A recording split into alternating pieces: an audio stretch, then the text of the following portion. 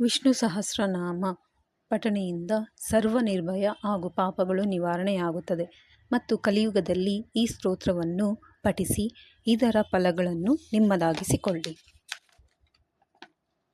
Hello ವೀಕ್ಷಕರೇ, ನನ್ನ Saraswati Lakshminarayana YouTube ಚಾನಲ್ಗೆ ಸ್ವಾಗತ. ಸಹಸ್ರನಾಮ ಏಕೆ ಅಷ್ಟೊಂದು ಶ್ರೇಷ್ಠ? ಈ ವಿಷ್ಣು ಸಹಸ್ರನಾಮ ಪಠಿಸುವುದರಿಂದ ಎಂತಹ ಅದ್ಭುತಗಳು ಸಿದ್ಧಿಸುತ್ತವೆ? ಈ ಪರಿಸರದಲ್ಲಿ ಉಂಟಾಗುವಂತಹ ಅನುಭವಗಳು ಎಂತಹುದ್ದು?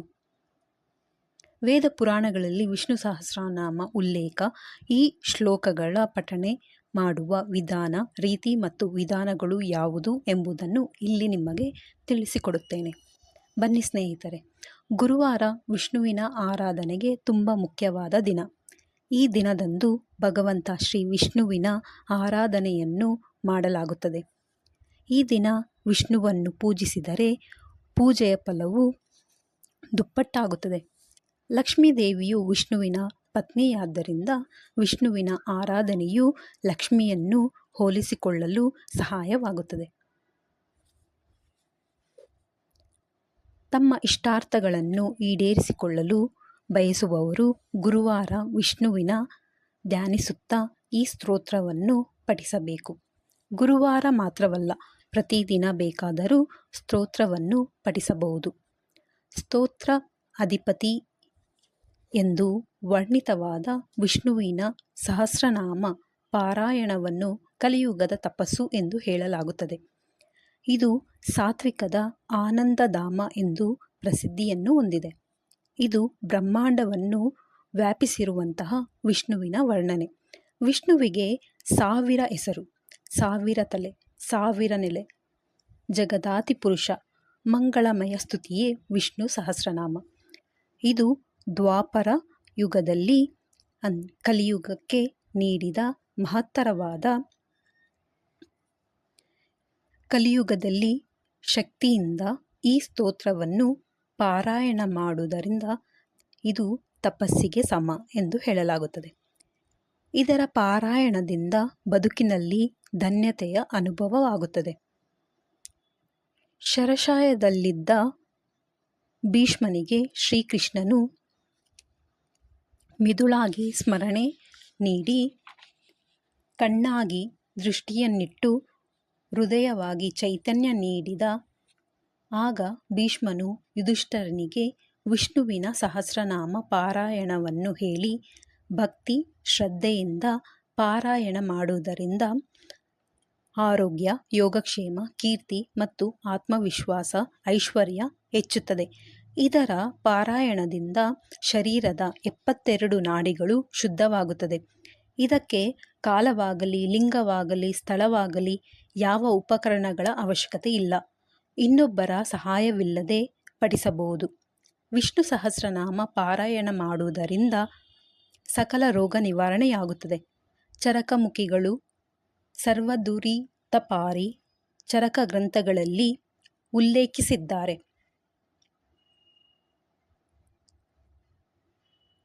ವಿಷ್ಣು ಸಹಸ್ರನಾಮ ಪಾರಾಯಣ ಮಾಡುವವರು ಅದರಲ್ಲಿ ಮುಳುಗಿರಬೇಕು ಎಂದು ಹೇಳಲಾಗುತ್ತದೆ.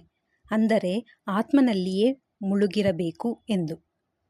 ಅವನೇ ಪರಮಾನಂದ ಸ್ಥಿತಿ, ಅವನೇ ಎಲ್ಲ ಎಂದು ಅನುಭವವಿರಬೇಕು. ಸಾಮೂಹಿಕ ಪಾರಾಯಣ ಮಾಡುವಾಗ ಸಹಸ್ರನಾಮದಲ್ಲಿನ ನಾಮಮಂತ್ರ ತರಂಗಗಳು ಸುತ್ತಲಿನ ವಾತಾವರಣವನ್ನು ಶುದ್ಧಿಗೊಳಿಸುತ್ತಾ ಹೃದಯದಲ್ಲಿ ದೈವಿಕ ಆನಂದದ ಅನುಭವವಿರುತ್ತದೆ. ಇದರಿಂದ ಮನಸ್ಸಿಗೆ ಶಾಂತಿ, ನೆಮ್ಮದಿ, ಆನಂದ ದೊರಕುತ್ತದೆ. ಹಬ್ಬ, ಉತ್ಸವ ವಿಶೇಷವಾಗಿ ಪಾರಾಯಣ ಮಾಡಬಹುದು. ಹಾಗೂ ಭೀಷ್ಮ ಏಕಾದಶಿ ಅಂದರೆ ವೈಕುಂಠ ಏಕಾದಶಿ, ಪ್ರಥಮ ಏಕಾದಶಿ ಪಾರಾಯಣಕ್ಕೆ ಪ್ರಶಸ್ತವಾದ ದಿನಗಳು. ಪಾರಾಯಣ ಮಾಡುವಾಗ ಪೂರ್ವ ಹಾಗೂ ಉತ್ತರಾಭಿಮುಖವಾಗಿ ಕುಳಿತು ಮಾಡಬೇಕು. ಸಾಮೂಹಿಕ ಕುಟುಂಬದವರೆಲ್ಲ ಒಟ್ಟಿಗೆ ಕುಳಿತು ಪಾರಾಯಣ ಮಾಡಿದರೆ ಹೆಚ್ಚಿನ ಅನುಗ್ರಹವಿರುತ್ತದೆ. ಆತ್ಮ ಸುಖ, ಯೋಗಕ್ಷೇಮ, ಭಾಗ್ಯ, ಸೌಭಾಗ್ಯ, ಧೈರ್ಯ, ಆತ್ಮಸ್ಥೈರ್ಯ, ಸ್ಮರಣಶಕ್ತಿ ಪುರಾಣ ಶಕ್ತಿ ಹಾಗೂ ಕೀರ್ತಿ ಪ್ರಾಪ್ತವಾಗುತ್ತದೆ. ಆಲಿಸುವವರು ವಿಷ್ಣು ಸಹಸ್ರನಾಮವನ್ನು ಪಠಿಸುವರೋ ಅಥವಾ ಆಲಿಸುವರೋ ಅಂಥವರಿಗೆ ಇಹದಲ್ಲಿ ಪರದಲ್ಲಿ ಎಂದಿಗೂ ಅಶುಭ ಹಾಗೂ ಅಮಂಗಳ ಎಂಬುದು ಇರುವುದಿಲ್ಲ. ಇದರ ಪಾರಾಯಣದಿಂದ ಯಶಸ್ಸು, ಶ್ರೇಯಸ್ಸು, ಎಲ್ಲ ತಾಪತ್ರಯಗಳು ನಿವಾರಣೆಯಾಗುತ್ತದೆ. ಆರೋಗ್ಯ, ಕಾಂತಿ, ಬಲ, ಸೌಂದರ್ಯ ಹೆಚ್ಚುತ್ತದೆ. ಅಂತಃಕರಣ ಶುದ್ಧಿಗೊಳ್ಳುತ್ತದೆ. ವಿಷ್ಣು ಸಹಸ್ರನಾಮ ಪೂರೈಸಿದವರು ಸುಖ, ಶಾಂತಿ, ಕ್ಷೇಮ, ಧೈರ್ಯ, ಸ್ಮೃತಿ, ಕೀರ್ತಿ ಎಲ್ಲವನ್ನೂ ಹೊಂದುತ್ತಾರೆ. ಶೀಘ್ರದಲ್ಲಿ ಎಲ್ಲ ನೋವು ಸಂಕಟಗಳಿಂದ ದೂರವಾಗುತ್ತಾರೆ. ಶಾಂತಿ, ಸಮಾಧಾನ, ಧ್ಯಾನ, ನೆಮ್ಮದಿ, ದಯೆ, ತ್ಯಾಗ, ಪ್ರೇಮ ಲಭಿಸುತ್ತದೆ. ವಿಷ್ಣು ಸಹಸ್ರನಾಮವು ಸರ್ವಶಾಸ್ತ್ರಗಳ ಸಾರವಾಗಿ ಒಂದೊಂದು ನಾಮಗಳು 100 ಅರ್ಥಗಳು. ಭಗವಂತನ 1000 ರೂಪಗಳ 1000 ನಾಮಗಳೇ ವಿಷ್ಣು ಸಹಸ್ರನಾಮ.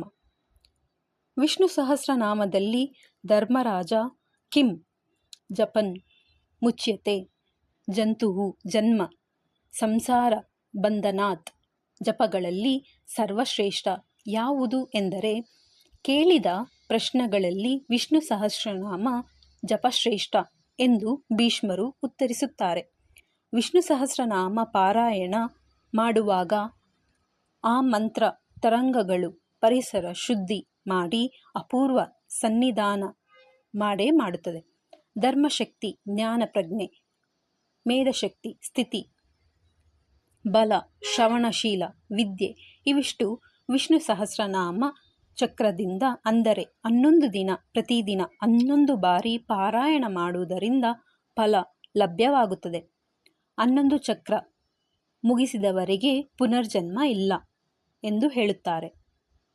ವಿಷ್ಣು ಸಹಸ್ರನಾಮವು ಪವಿತ್ರಕ್ಕೆ ಪವಿತ್ರವಾಗಿ ಮಂಗಳವಾಗಿದೆ. ವಿಷ್ಣು ಪಾರಾಯಣ ಮಾಡುವ ಮನೆ ಮಂಗಳಮಯವಾಗಿರುತ್ತದೆ. ಮಹಾಮಂತ್ರವಾದ ವಿಷ್ಣು ಸಹಸ್ರನಾಮ ದೈವ ಮಹಾವಿಷ್ಣು. ಇದನ್ನು ನೀಡಿದವರು ವೇದವ್ಯಾಸರು. ಇದರ ಛಂದಸ್ಸು ಅನುಷ್ಟ ಛಂದಃ. ಈ ಮಂತ್ರದ ಬೀಜ ಭಾಗ ಅಮೃತಂ ಶುದ್ಧವೋ ಬಾಣವೋ ಸ್ತೋತ್ರಃ. ಈ ಮಂತ್ರ ಮಹಾಶಕ್ತಿ ದೇವಕೀನಂದನ ಪುಷ್ಟ ಸ್ತೋತ್ರ. ಇಡೀ ಮಂತ್ರದ ಮೂಲ ಪ್ರೇರಣೆ ಆನಂದಃ ಪರಮಾನಂದಃ. ಈ ಸ್ತೋತ್ರವು ವಿಷ್ಣುವೇ ಜಗದೊಡೆಯ. ಜಪ, ಪಠಣ, ಪಾರಾಯಣವು ವಿಷ್ಣು ಪ್ರೇರಣೆಯಾಗಿತ್ತು. ಶರಪಂಜರದಲ್ಲಿ ಮಲಗಿದ್ದ ಭೀಷ್ಮರನ್ನು ಕೇಳುತ್ತಾರೆ, ಇಡೀ ಜಗತ್ತಿನಲ್ಲಿ ದೈವ ಯಾವುದು? ಯಾವ ಸ್ತುತಿ ಕೀರ್ತನೆ ಜಪದಿಂದ ಶ್ರೇಯಸ್ಸು ಆಗುತ್ತದೆ? ಯಾರ ಜಪ ಮಾಡುವುದರಿಂದ ಸಂಸಾರ ಜನನ ಮರಣದಿಂದ ಮುಕ್ತರಾಗಬಹುದು?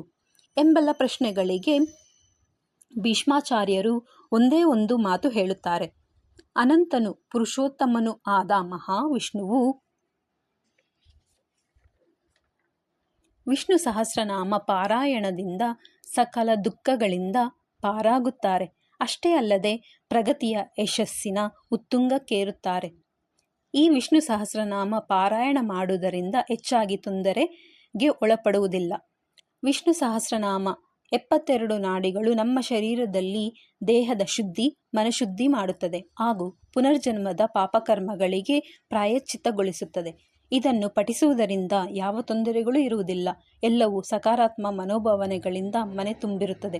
ಈ ಒಂದು ಕಾರಣದಿಂದ ಮನೆ ಅಭಿವೃದ್ಧಿಗೊಳ್ಳುತ್ತದೆ. ವಿಷ್ಣು ಸಹಸ್ರನಾಮದಲ್ಲಿ ಎಲ್ಲ ವೈದಿಕ ಪಠಣಗಳನ್ನು ಸೇರಿಸಲಾಗಿದೆ. ಶುಚಿಭೂತರಾಗಿ ವಿಷ್ಣು ಸಹಸ್ರನಾಮವನ್ನು ಪಠಿಸಬೇಕು. ಹೆಣ್ಣು ಮಕ್ಕಳು ಮುಟ್ಟಾದಾಗ, ಸೂತಕವಿದ್ದಾಗ ಈ ಮಂತ್ರವನ್ನು ಪಠಿಸಬಾರದು. ಯಾವುದೇ ಶ್ಲೋಕವನ್ನು ಮಧ್ಯಾಹ್ನ ಪಠಿಸಬಾರದು. ಏಕೆಂದರೆ ಮಧ್ಯಾಹ್ನದ ಹೊತ್ತಿನಲ್ಲಿ ಭೂತ ಪ್ರೇತಗಳ ಮಂತ್ರ ತಂತ್ರಗಳನ್ನು ಪ್ರಯೋಗಿಸಲಾಗುತ್ತದೆ ಎಂದು ಹೇಳಲಾಗುತ್ತದೆ. ಹಾಗಾಗಿ ಮಧ್ಯಾಹ್ನದ ವೇಳೆ ಈ ಒಂದು ವಿಷ್ಣು ಸಹಸ್ರನಾಮ ಯಾವುದೇ ಒಂದು ದೇವರ ಶ್ಲೋಕವನ್ನು ಪಠಿಸಬಾರದು. ಬೆಳಗ್ಗಿನ ಹೊತ್ತಿನಲ್ಲಿ, ಸಂಜೆ ಹೊತ್ತಿನಲ್ಲಿ ಮಂತ್ರ, ಶ್ಲೋಕವನ್ನು ಪಠಿಸಬಹುದು. ಪಠನೆ ಮಾಡುವಾಗ ಅಥವಾ ಮಂತ್ರಗಳ ಅರ್ಥವನ್ನು ತಿಳಿದುಕೊಂಡು ಮಂತ್ರವನ್ನು ಉಚ್ಚಾರಣೆ ಕ್ರಮಬದ್ಧವಾಗಿ ಮಾಡಬೇಕು. ತಪ್ಪಾಗಿ ಪಠಿಸಬಾರದು. ಇದು ವಿಷ್ಣು ಸಹಸ್ರನಾಮದ ವಿವರಣೆ. ನಿಮ್ಮ ಮನೆಯವರಿಗೆ, ಸ್ನೇಹಿತರಿಗೆ ವಿವರಣೆ ನಿಮಗೆ ಇಷ್ಟ ಆದಲ್ಲಿ ಒಂದು ಲೈಕ್, ಒಂದು ಸಬ್ಸ್ಕ್ರೈಬ್ ಮಾಡ್ಕೊಳ್ಳಿ, ಬೆಲ್ ಐಟಮ್ ಕ್ಲಿಕ್ ಮಾಡಿ, ಹಾಗೆ ನಿಮ್ಮ ಫ್ರೆಂಡ್ಸ್ಗೆ, ಸಂಬಂಧಿಕರಿಗೆ ಶೇರ್ ಮಾಡಿ. ಸರ್ವೇ ಜನ ಸುಖಿನೋ ಭವಂತು, ಲೋಕ ಸಮಸ್ತ ಸುಖಿನೋ ಭವಂತು. ಧನ್ಯವಾದಗಳು ವೀಕ್ಷಕರೇ.